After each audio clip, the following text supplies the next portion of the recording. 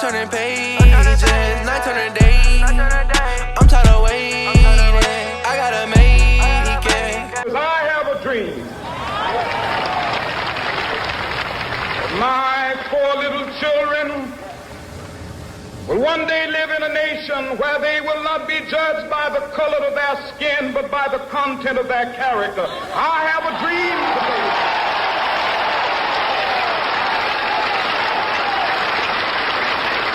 I have a dream that one day, down in Alabama, with its vicious racists, with its governor having his lips dripping with the words of interposition and nullification. One day right there in Alabama, little black boys and black girls will be able to join hands with little white boys and white girls as sisters and brothers. I have a dream today.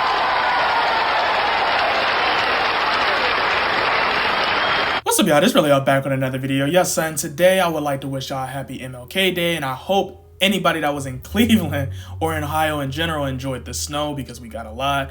Unless he was in Toledo, which is where I'm at currently, we didn't get nothing for real. But like I said before, we got to talk about these Cleveland Cavaliers. We got to talk about the game. We got to talk about a lot of stuff. But before we get into that, I need you to smash that subscribe button. If you already subscribed to my channel, share it to somebody who ain't subscribed, because with y'all, I know I can get there.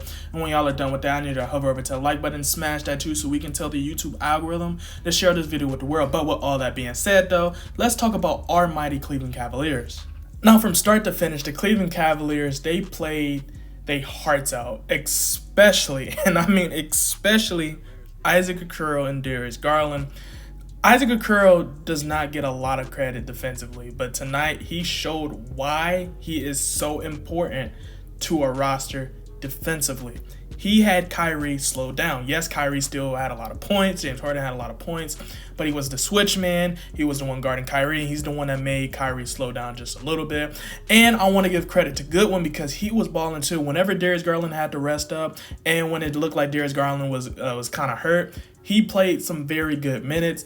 I would like to keep him going forward. You get what I'm saying? Because he actually showed why we need a backup guard like him, who's hungry, who could play like a starter, but is willing to come off the bench. You get what I'm saying? And that's why I like what we've seen today from the Cleveland Cavaliers. And for me, tonight was very important, because I wanted to see how the Cleveland Cavaliers would come out, how aggressive, how hungry they would be, and they was hungry, right? Jared Allen was hungry, Kevin Love was hungry, Darius Garland was setting the tone. He was looking like a legitimate star. He looked like a player that wanted to close out games. He was hitting big-time shots, making big-time plays. He was getting charges.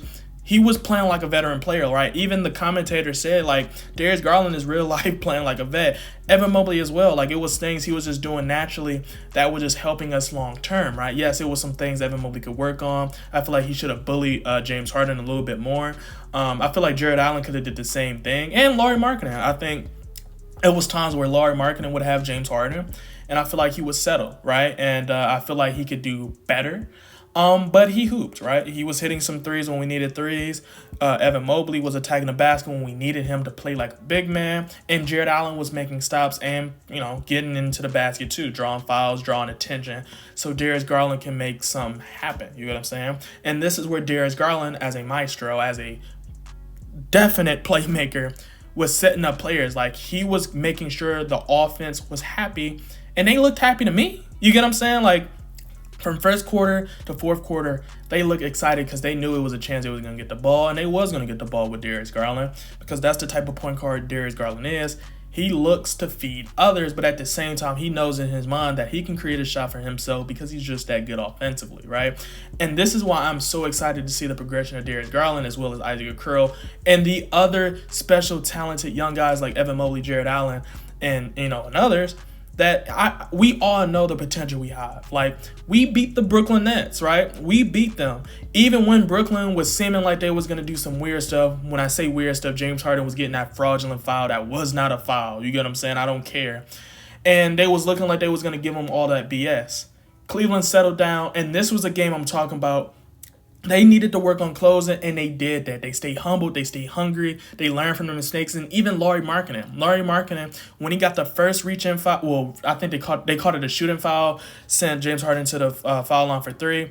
Lauri Markkanen did not do that again. Like the commentator said, like Lauri Markkanen was very strategic where his hands was, so James Harden would not get that fraudulent call again. And personally, in that fourth quarter, I was a little scared, I'm not going to lie, because when Kyrie got that ball and he did that signature fadeaway three, which Cleveland fans know all too well because that is what helped us win an NBA championship. But when he did that, I'm like, oh my God, please. You get what I'm saying? But Isaac Okoro and the squad, they played so good defensively. You get what I'm saying? They played so well defensively where they put him in the best situation to guard it. You know what I'm saying? Because it is Kyrie Irving. Kyrie Irving throughout the whole game was saucing us up, right? Like Kyrie Irving is an unguardable player. Like the best you can do is slow a player like that down. Like it's no stopping him. You get what I'm saying? Like, because when people say, oh yeah, how can you say he's a defender? He didn't shut down Kyrie. He didn't shut down James Harden, right? When players is that gifted offensively, so gifted as a player, so gifted skill-wise,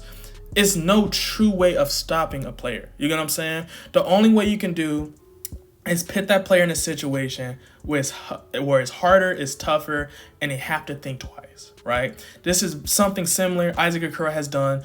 And this is a game I always reference. When we pit Isaac Okoro at the shooting guard, when we played Chicago before they got the talent, and we made him guard Zach LaVine, and Zach LaVine was like 8 for 22. Yes, he still had like 20-some points, but when he's 8 for 22, you get what I'm saying? That puts you in a situation to win because it made him do other things. It made him forcefully do other things to make his team successful, especially if he's the only scorer, right?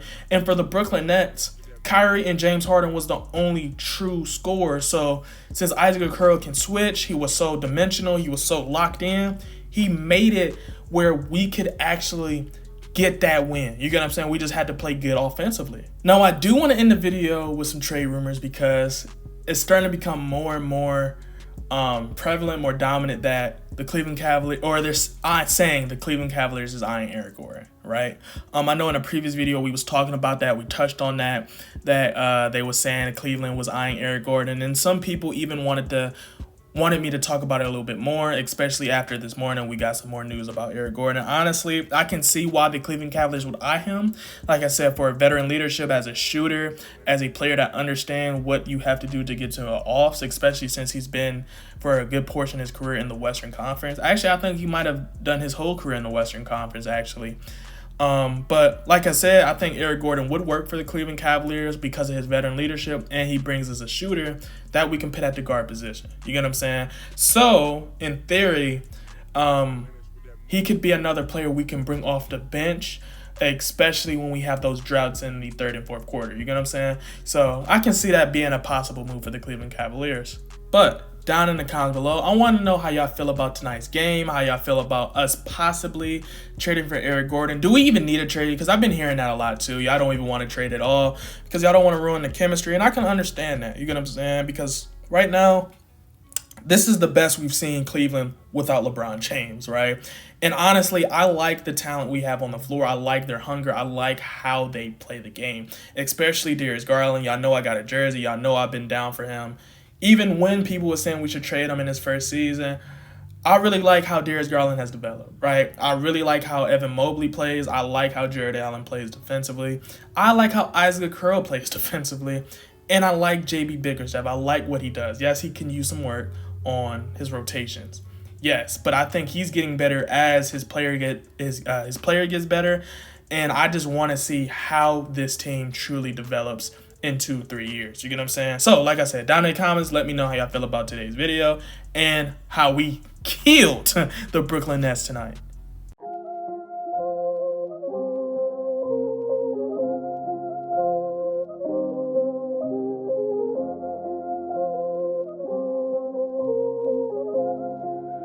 That's Atlantis with that money.